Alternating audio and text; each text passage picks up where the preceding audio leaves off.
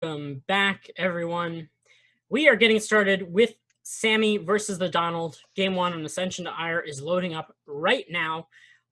Just as a reminder of where we are in the tournament, Kings of the North LAN Qualifier, we have three more matches for you, including this one. So we have Sammy taking on the Donald, the winner taking on Buster, followed by the winner of that taking on NYK for the last qualifying spot. BioIce already made it through in the upper bracket, but here we are on Ascension to Ire.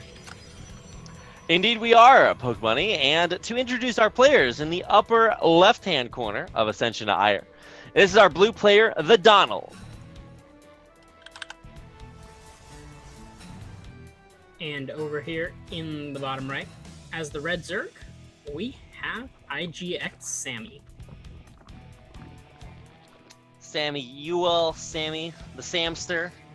He is he's coming into this matchup against the Donald. Donald already finished playing a nail-biter PVZ series, and it's probably going to be kind of in that groove, right? He does have to play against a different player, but at least he knows the matchup and is very well practiced at it. He's going to be hitting his timings, and he's able to spam his APM twice as quickly as his opponent. Okay, never mind. I saw somebody was watching a cast that I did the other day, and they're like trash talking these pro players. They're like, why do they spam their APM? They're just trying to show off for their fans in the audience. I'm like, no. Every player does that. Like, it's just warming up. Like, what? Yeah, no, I've had people say that on my stream too. Like every once in a while, someone will ask me on my stream why I do that. But anyway, we are already getting things started with some spicy build orders. Yeah. We have a one base Roach attack, and this is Burrow. This is not one base Ravager. There is Burrow currently on the way for these Roaches. So we've got a one base Burrow Roach attack against what will probably serve as a pretty decent counter, the 2 gateway opening from the Donald. So I think overall these builders will probably favor the Donald, but the X factor here is the Burrow micro. Now, that's true. The Donald did scout the Roach Warren, so he knows what's coming his way. He knows it's one base. He knows it's Roach timing. But does he know about the Burrow? That is truly the mystery, because detection for Protoss, it's not like you can scan. It's not like you can just morph an Overseer. No, you actually have to have a Robo build. Now, the Robo is on the way, so maybe thinking that through. Yeah, good call. I think this is honestly, I'm not going to say luck, but kind of fortunate in the way that I don't think he built this Robo for Burrow. I think he just built this Robo for Immortals to deal with the Roaches. But it's actually only going to be 3 Roaches. This isn't going to be all in. 4 Roaches. And he is expanding behind it and starting to make, some more drones. He does lose an Overlord, which is a little bit unfortunate. Burrow micro beginning, but he's not getting much done so far. And this Robo is going to finish real quick, and TheDonald is throwing down his expansion behind this. So I think what's probably going to happen here is Sammy is going to get a little bit of damage done. He might kill a Stalker or 2, but the Robo, he's actually supply blocked and unable to make this Observer, which is a little unfortunate. But oh wow, that is actually pretty bad. Instant Burrow under the overcharge. Unfortunately, he doesn't have Burrow movement, so he's just stuck there until the overcharge ends. And also, there's this thing called Protoss Shields. This is called getting Roach Burrow health regeneration for free. So, the Roaches are going to be full health, but there's another overcharge, so they just have to Burrow again. Yeah, and unfortunately for Sammy, these Roaches are going to fall now that the Observer is out. And, he's kind of playing catch-up from here. If we take a look at the worker count, he's down a few workers. Of course, he does have that natural established a little bit earlier. But here's the thing, is the Donald can kind of put on some pressure here while still increasing his economy, while Sammy is, pretty poor and stuck to just building drones or defending units. So really nice play by TheDonald here, going straight away for a Warp Prism after this first Observer. Going to be able to catch up with his army, maybe warp in a few more Stalkers, do some kiting. The Lings, of course, do not have speed yet, although they will by the time this army arrives. And that will help a lot for sure. But I feel like with this Warp Prism, TheDonald will be able to force Sammy to make a difficult choice between making units and making drones. And that's really, he really needs to be making drones right now. He's on only 24 workers. He does have a decent number of Lings, so even with the Warp Prism, I think it'll be hard for TheDonald to do a whole lot. And he actually looks like he is just moving across with the Warp Prism, so it's just going to be 4 Stalkers. Probably not going to do any additional warp-ins at the front. Probably just going to warp in at home to defend along with this Mothership Core. Continuing aggression like this after all it's already been defended is pretty bold move. I feel like there's more damage to be done here in the natural than Indeed yet. Not going up the ramp, just gonna come in here and commit to killing. I mean, there's a bunch of probes here. You can take out quite a few. Yeah, he is now going for the Immortal, but I'm not sure if he quite has enough firepower to take it, and the Immortal will survive. Meanwhile, in the Zerg Natural, there are 4 Stalkers. Did he lose the Warp Prism? No, it's right there. Never mind. It's above the hatchery. It was hiding in plain sight. It does get chased off by a couple queens, and he does lose 3 of those Stalkers, so that's pretty significant. At the same time, though, I mean, there's decent probe count for the Protoss, a little bit lower drone count for the Zerg, and resonating glaives on the way. You know, he's not going to be able to rely on Lings forever to defend. He is getting an evolution chamber, so perhaps going to start a melee upgrade to make these Lings maybe a little bit more effective. But yeah, a little bit of a strange early game. I'm not really sure. You know, I feel like the Donald has the slight advantage, but I don't think it's that significant.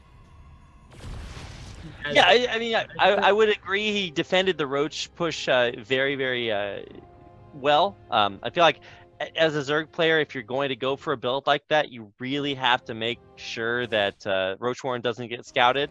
And then, like you said, maybe a little bit lucky to have the observers out. Well, now with that observer, it's following up and continuing to be useful in that now it can help push back creep tumors, limit that spread. And now the third base is disconnected from the natural. Right.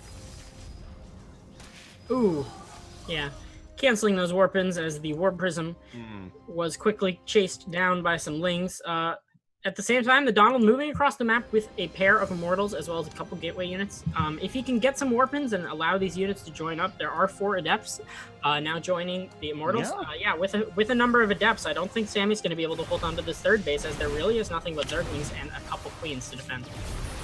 Oh, nice force field. Picks off a queen, but you know, there's still more on the high ground. The Immortals can actually reach. Wow, that range is a little bit longer than I expected, but nice damage being done. Third base certainly will fall, but as these force fields wear out, the Zerglings will advance through, get a little bit of damage done, some sentries taken out, but I mean, the base is still going to die. There's more and more Protoss on the way. Yeah, the Donald continuing to press forward with these Adepts, and I think this is just going to be it. I mean, Sammy is building nothing but Lings. He does have +1 melee attack nearing completion, but that's just going to be it. Yeah. And the Donald takes game number 1.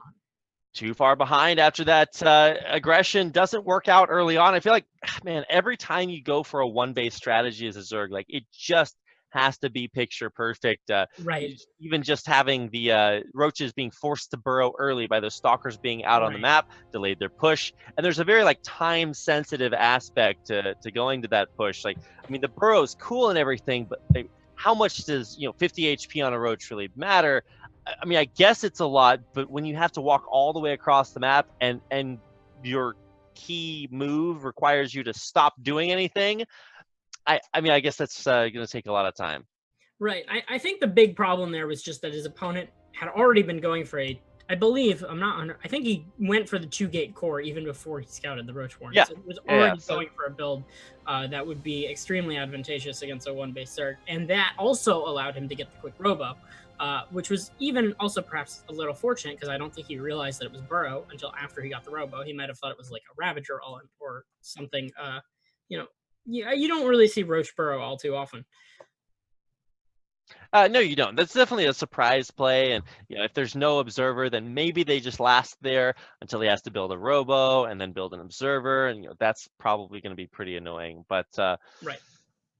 In the end, it is the Donald that does prevail, and now we're just waiting on everybody to get here in the lobby. Sammy taking his time. It's actually really interesting because I can look over to my other monitor and see the stream of the actual venue. You can actually just see all of the players playing in this qualifier playing in the venue right there on your screen. So that's actually really cool. You don't get that with a lot of online tournaments. Of course. And we do have Sammy in the lobby. I think players are just about ready for game number 2. Of course, the Donald taking a quick 1-0 lead. And it looks like we're ready to get started. There we go. Yeah, both players saying that they are in fact ready. Our second map of this series will in fact be on Catalina. So for the second time today, wait a second. Wait a second. As soon as they say they're ready, the Donald leaves the lobby. All right, we're back now. Woo! I think they're back. There we go. All right. Counting down. That's what those beeps mean, guys. I just want to say thanks to everybody for coming out and tuning into these online qualifiers. I really hope that not only does everything go well here, but also the offline qualifiers. Yeah.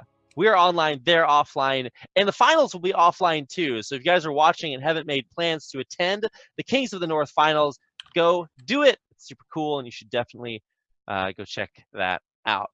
Yeah, I believe that's sometime in October in the Toronto area. Yep. I'm not sure if the exact venue has been announced yet. I feel like I should know that, but I don't. In any case, we have game number 2 loading up here on Catalina in the top right-ish. I'm so used to saying the corner, but it's not the corner. In the top position, we have our blue Protoss, TheDonald. There he is. His opponent in the bottom right-hand side of the map, Catalina. In the red, it is the Zerg Sammy. So we did already cast one PvZ on this map. I think, as we mentioned, it seems, it plays okay for both races, I would say. Hard to say if, there isn't really an obvious strategy that's especially effective on this map, or a race that really can take advantage of certain features. It doesn't seem that way for me, at least.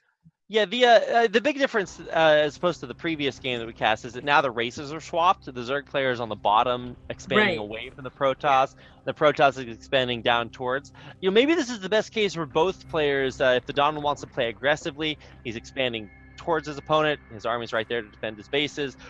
For Sammy, he's going to be a Zerg expanding away from the Protoss, and that's always what Zerg players want to do to keep their economy, their economic engines up and running. Yeah, we do have this time, actually, the gateway has been built on the high ground. We do have the double gateway opener once again from the Donald. We didn't see him do this last time on this map, but it is an opening he seems to like a lot. This is not something we see out of a lot of Protosses. You'll see like very top level Protosses mix this in very occasionally, but it's pretty uncommon, I would say. Overall, pretty much every Protoss is going for the gate expand the majority of the time. Definitely would agree. I believe the biggest thing for me to watch out is whether or not this is going to be a Stargate. It is, and so that means that we have the potential for mass oracles. Saw that once today. Didn't look all that good, but it is going to be the next round of tech. And on the other side, be surprised if we see a Roach Warren here for Sammy. Might just try to skip that and go for Hydras.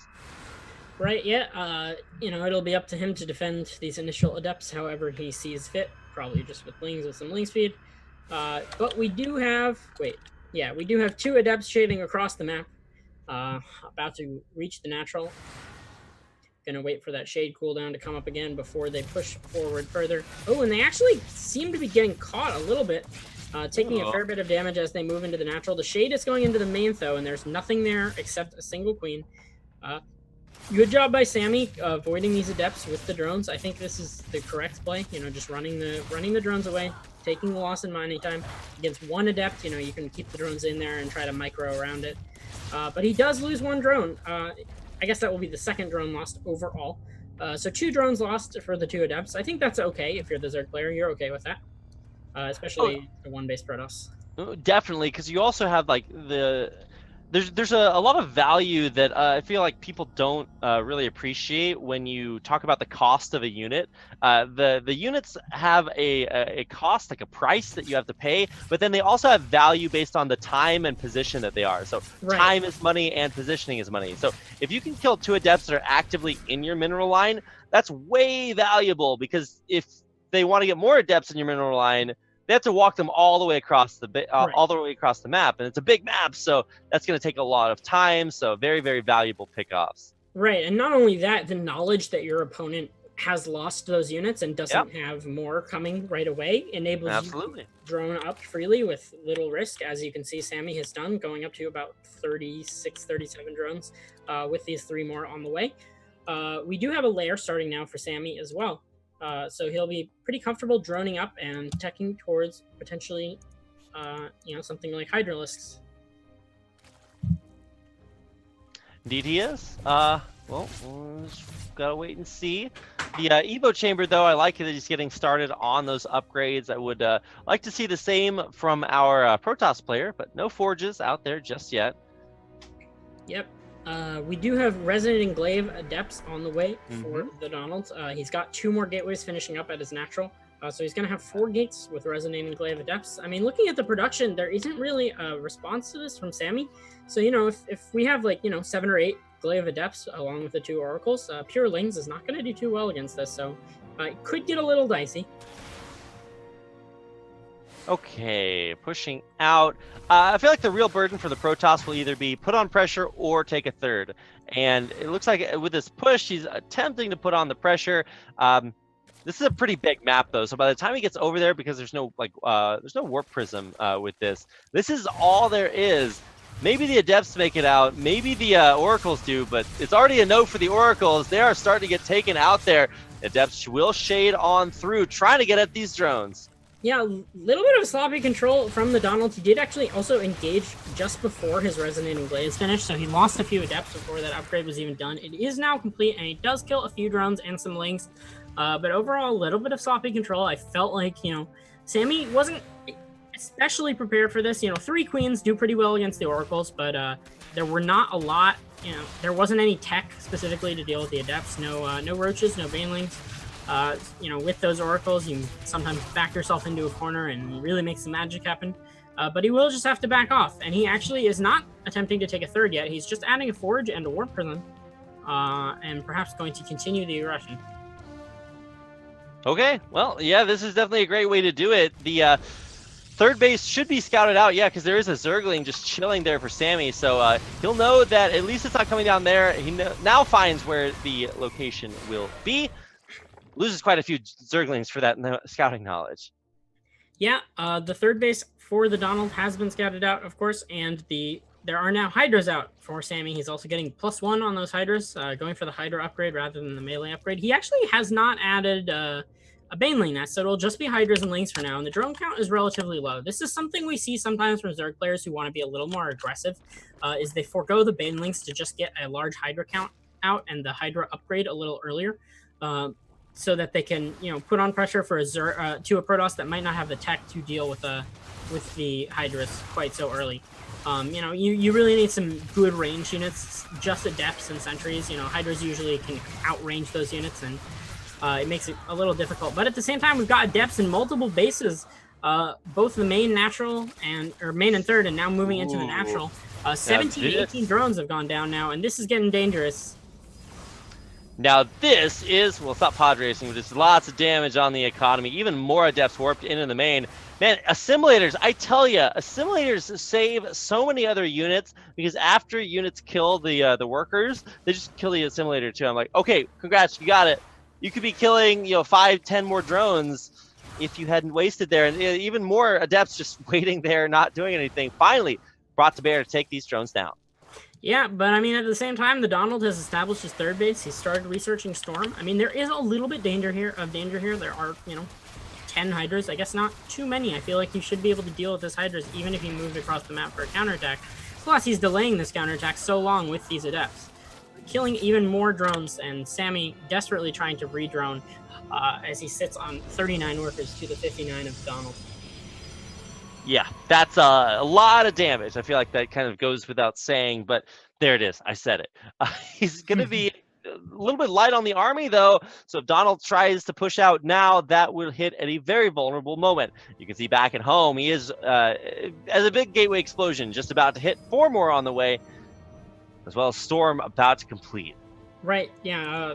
Sammy did finally manage to clear out that Warp Prism, so he will not have to worry about that for a little bit, at least until it potentially gets replaced. He also does have a decent number of Hydras with +2 about to finish, so that's pretty strong. If your opponent doesn't have that, those well-placed Storms or enough units to kind of jump on top of the Hydras, it can be pretty hard to fight them with their superior range and the DPS that they can get if you concave properly. But at the same time, I feel like the Donald is just going to have probably a bit too many units for Sammy to be aggressive.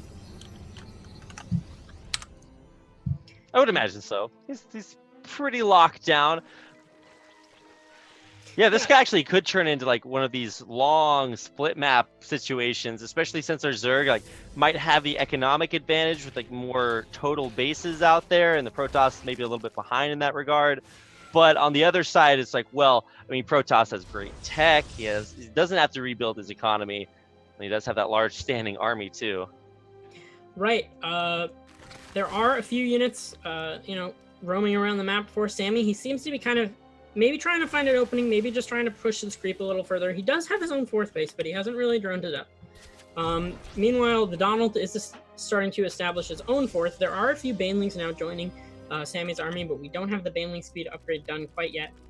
Dark Shrine being added for TheDonald, so some potential for some DT shenanigans. But it seems like Sammy is probably gearing up for an attack here. He's morphing more Banelings as his Baneling speed nears completion, and it seems like that will be his next course of action. There's a lot of creep here. A little bit dangerous for TheDonald to be out this far, and the Banelings do waddle in. I really would love to have Banelings right now. The Templar do all get taken out, and the Hydras are still alive, even if they are not too healthy.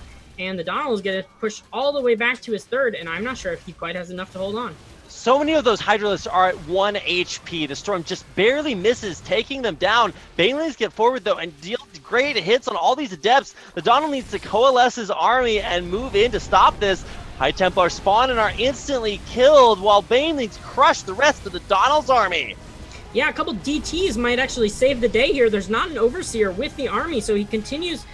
he's pushing back the whole army with just a couple of DTs, and that actually might be his saving grace. He has his fourth base established and mining, so if he can stabilize, he's not in a bad spot, but it will take a little bit more than that to stabilize. Yeah, that is very true, Poke Bunny. If he can get his economy up and running, especially if he adds a couple of gases at his third, this is actually a great spot for the Protoss player TheDonald to be in. Now, unfortunately for that round way of thinking, he's going to be the recipient of a very large bit of aggression back into the third base, kills off every single High Templar. What happened to those DTs? I got hit by Banelings when they were near other units. So the Banelings continue rolling on through. There are a lot of Banelings, and yeah, a few go down. To deal with those DTs, but who needs defection? Hits. That's so cool. It looks like this is actually going to be it. Sammy taking game number 2 after falling pretty decently far behind due to some nice early Adept play from TheDonald, but he manages to bring it back. Yeah, really great great play there. Love the adaptation at the end with the Banelings, taking out the DTs, pulling back as soon as he is in least a little bit of danger. That's actually really sick. Yeah, I feel like the big mistake from TheDonald there was moving out and kind of getting caught on creep a little bit too far with no way to run. He was kind of in an awkward position beneath that ledge by his third, where he couldn't really run left or right without staying on creep for perhaps a little longer than he would have liked. And even the slow Banelings were able to get through then. If those were speed Banelings, it probably would have been even more of a disaster. Definitely.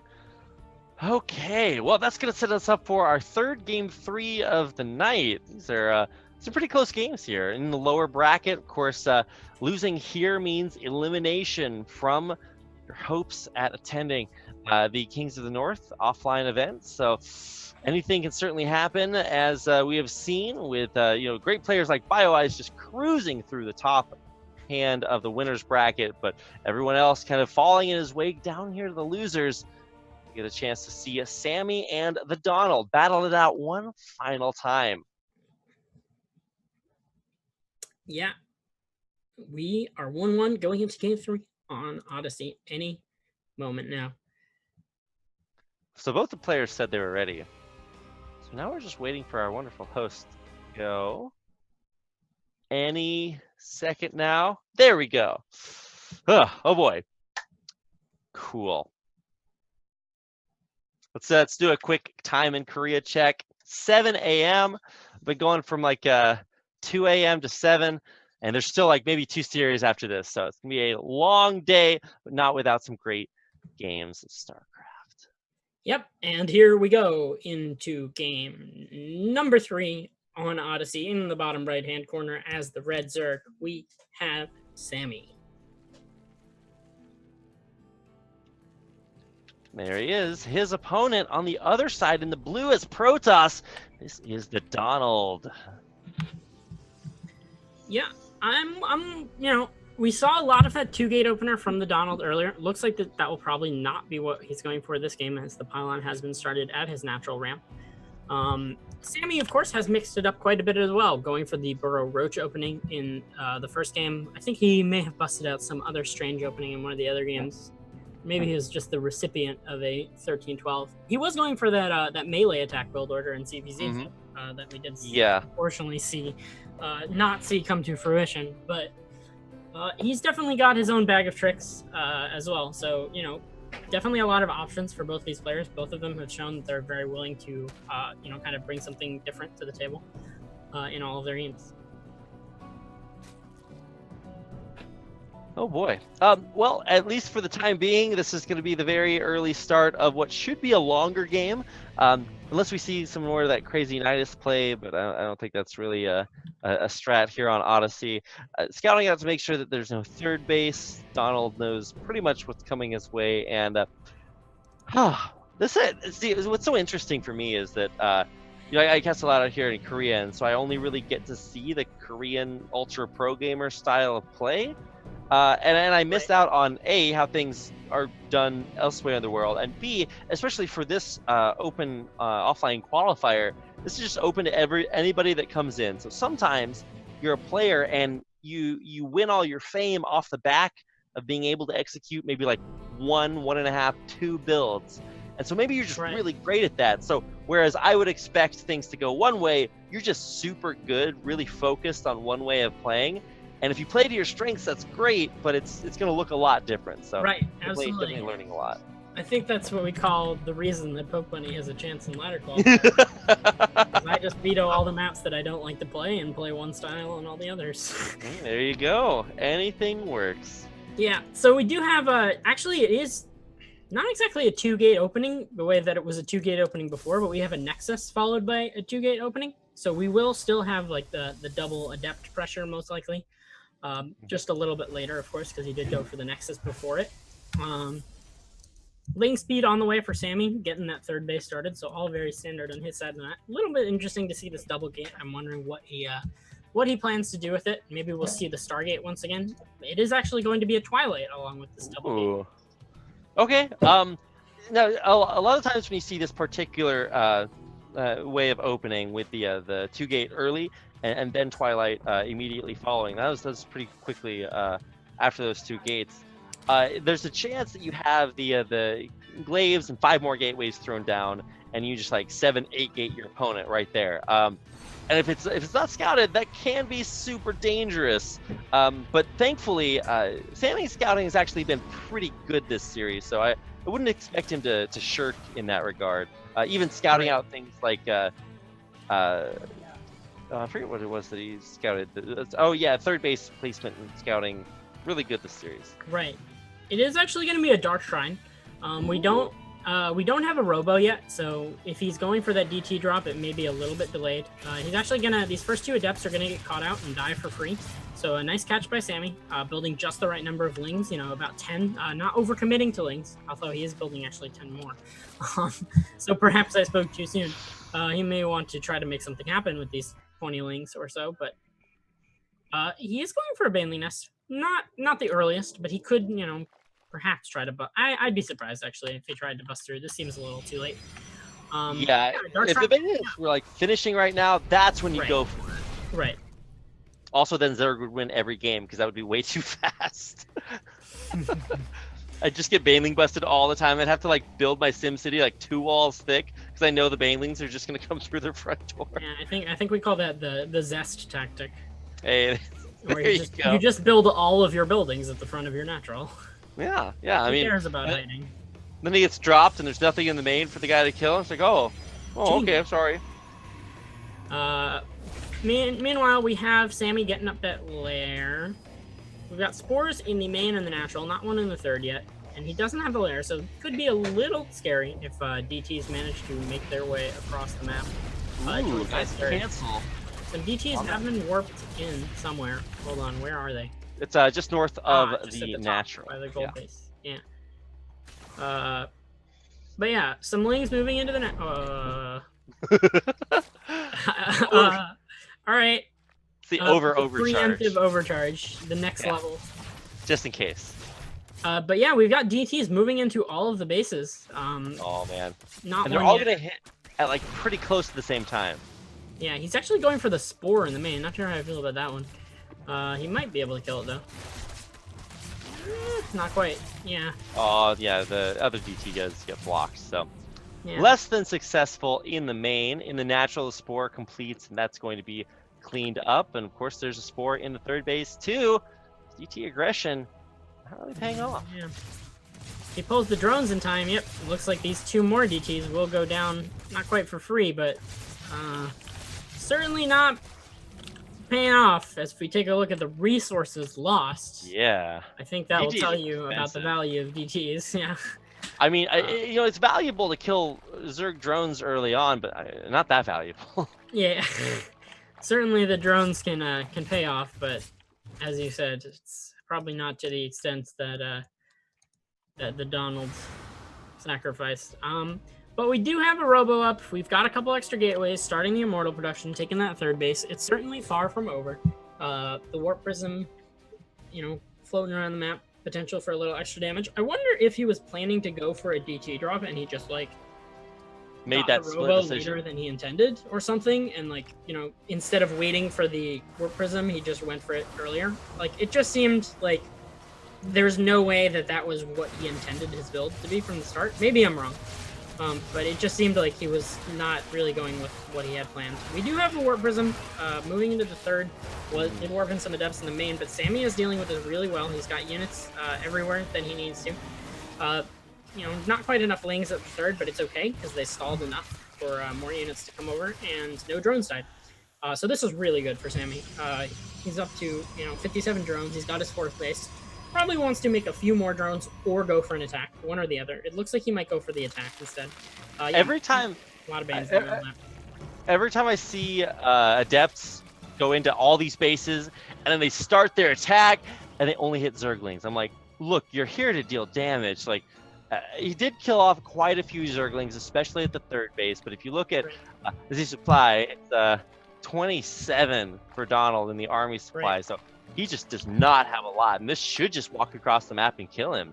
Yeah, I think he's definitely going to lose this third with only a couple immortals available for defense. And I mean, we do only have slow Banes and Hydras, not really a lot of lings here, but I don't think he's even going to need the lings or the Bane speed because it's just, there are just too many Hydras. You know, Takes out the mothership core as well, so no more overcharges after this. Yeah, and the third is going to fall for sure, and I imagine with the amount that TheDonald has committed to trying to defend this third, that's just going to be it. Banelings on the probes! 25 taken out. Yeah, always it's very satisfying to watch Banelings blow up probes like that. Especially if you are not a player of Protoss, as I am not. We do have more Banelings morphing in. Sammy kind of taking it slow, not overcommitting to attacking this natural too hastily. Although I do feel like he has, you know, he has enough to end this game. I think we can agree on that. There is one storm available, which he does get a decent storm on the lings, but it doesn't really kill any of them, so they're still flooding into the natural. We've got a few Hydras pushing forward. More and more Banelings coming out. Once this gateway falls at the front, the wall will be much more open. But wow. We don't even need that as Sammy plows through to take this series 2-1. Yeah, that's just it. Wow. Really great timing, great defense. Before that, I've seen so many Zerg players just completely lose the game off of having adepts in all of their bases, killing all of their workers. And they're just like, oh my god, took too much damage. I can't deal with that. But Sammy can. So you will advance over the Donald. Yeah, Sammy takes the series 2-1. Really nice defense. On all fronts. I mean, he dealt with the DTs well. I didn't really think the DTs were very well executed, but you know, right. And then took care of the adepts with great ease. Well, that's going to do it for our, I think, winners quarterfinals, or losers quarterfinals. Yep. I think that's going to send us to our next series, which should be Buster versus Sammy. Buster taking out the Riddler 2-0. Yeah, I do believe we will have Buster versus Sammy, and we actually have not seen Buster yet today, despite the fact that he's made it this far. I think he lost. He did actually make it to the BioX. winners. Yeah, he made it to the winners semis. We just did not happen to catch any of his games.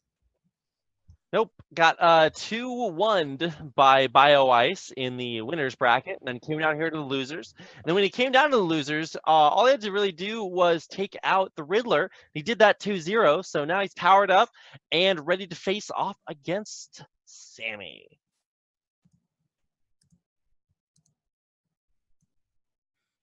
So now we're gonna head to a commercial break. Sorry guys, I was